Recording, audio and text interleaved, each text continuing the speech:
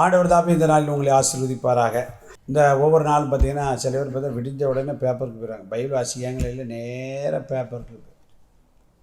சில பேர் சன் டிவியின் தமிழ் மாலை அப்படின்னு திருப்பிடுவாங்க.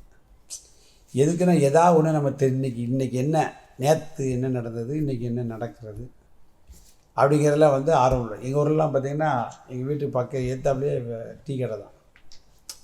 சில பேர் காலையில் அந்த பேப்பரை தான் பார்த்துட்டு, பேப்பர்காரன் வர்றது லேட் ஆகிட்டுனா அந்த பேப்பர்காரனையே வரதான் பார்ப்பாங்க. டீ கூட ஆர்டர் பண்ண மாட்டாங்க. அதை வந்த உடனே முதல்ல வாங்கி அவங்க பார்த்தா தான் அவங்களுக்கு மனசு அந்த மேலே பேப்பர் நேம் போட்டு தினகரன் வைங்கலாம், அதை வாசித்து கடைசியில் பின்னாடி போட்டுருவோம் பாருங்கள், எடிட்டட் தேதிலாம். அதை வாசித்தா தான் அவங்களுக்கு என்ன செய்யணும், உட்காந்து பல மணி நேரம் வாசிப்போம். ஏன்னா அது சூழ்நிலை, நமக்கு அப்படிப்பட்ட சூழ்நிலை உண்டு. ரைட், அது நல்லது. எதுக்கு அப்படின்னா நம்ம எப்படி வாழணும் அப்படின்னா உலகத்தில் நம்ம தெரிந்து கொள்ள முடியும். அதே போல் நாமும் ஏன்னா அதுக்கேற்றாப்புல நடந்துக்கலாம் இல்லையா. செய்ய வேண்டிய செய்யலாம், செய்யக்கூடாது செய்யாமல் இருக்கலாம், எங்கே போகக்கூடாது போகாமல் இருக்கலாம், இப்படி இருக்குது. அதே போல் வேதத்திலும் நமக்கு ஆண்டவர் நிறைய விஷயங்களை எழுதி வச்சுருக்காரு. நீங்கள் அதை பார்க்காம போய் பேப்பர் பார்க்கக்கூடாது. அவனா ஏதோ ஒன்று தெரிஞ்சது தான் பிரிண்டிங் பண்ணுவான். இது நமக்கு கிளியராக பிரிண்டிங் பண்ணி என்ன நடந்தது, என்ன நடக்கிறது, என்ன நடக்க போகிறதுங்கிறது ஏசப்பா நம்ம கையில் தந்திருக்கிறார். அதனால் அதை வாசித்து அது என்ன சொல்லுகிறதோ அதன்படி நம்ம நடக்கும். குறிப்பாக நம்ம விட்டு விலக வேண்டிய காரியத்தில் விலகிட்டாலே நமக்கு எல்லா காரியமும் சக்ஸஸாகவே போயிட்டுருக்கும். நமக்கு பிரச்சனை என்ன, எங்கே இருக்கக்கூடாதோ அங்கே தான் இருப்போம், எங்கே நிற்கக்கூடாதோ அங்கே தான் நிற்போம், எங்கே சேரக்கூடாதோ அங்கே தான் சேரும். அப்புறம் அவனுக்கு வருது இது நமக்கு சேர்த்து என்ன செய்கிறோம் வரும். கூறா கூட்ட சாம சொன்னார்ல, மற்ற எல்லோரும் இவனை விட்டு ஓடன்னு சொல்லுவோம், அவனுடைய பிள்ளைகள் கூட போயிட்டாங்க பாருங்கள். ஏன்னா இதில் நின்னால் நமக்கு ஆபத்து. அதே போல் இந்த கடைசி காலத்தில் வாழ்கிறன்னா இந்த காலத்தை பற்றி தெரிஞ்சுக்கணும். தெரிஞ்சால் தான் எதை விட்டு விலகணும்னு நமக்கு தெரியும். பவுல் அதை குறித்து மிக தெளிவாக எழுதுகிறதே பாருங்கள். 2 தீமோத்தேயு 3ஆம் அதிகாரம் 5ஆம் வசனத்தை வாசிக்குங்க. 2 தீமோத்தேயு 3ஆம் அதிகாரம் 5ஆம் வசனத்தை வாசி. தேவ பக்தியின் வேஷத்தை தரித்து அதன் பலனை மறுதலிக்கிறவர்களாயும் இருப்பார்கள். இப்படிப்பட்டவர்களை நீ விட்டு விலகு அப்படின்னு சொல்லப்பட்டு, இப்படிப்பட்டவர்களை விட்டு என்ன செய், விலகுன்னு சொல்லப்பட்டு. பார்த்தீங்களா, ஒரு மோசமான காலம்,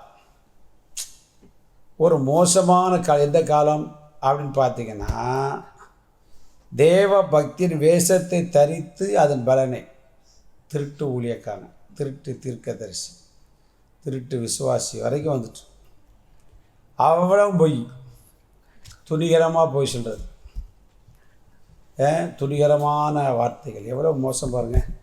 அதை பேதுரு எழுதினார் பாருங்கள். 2 பேதுரு 2ஆம் அதிகாரத்தில் 1-2 வசனத்தை வாசிக்கும்போது பார்த்தீங்கன்னா, வாசிக்கும்போது கடைசி நாட்கள் என்ன செய்வாங்க, கள்ள தீர்க்கதரிசிகளும் ஜனங்களுக்குள்ளே இருந்தார்கள், அப்படியே உங்களுக்குள்ளும் கள்ள போதகர்கள், கள்ள தீர்க்கதரிசிகள் இன்றைக்கி இருக்காங்க பாருங்கள்.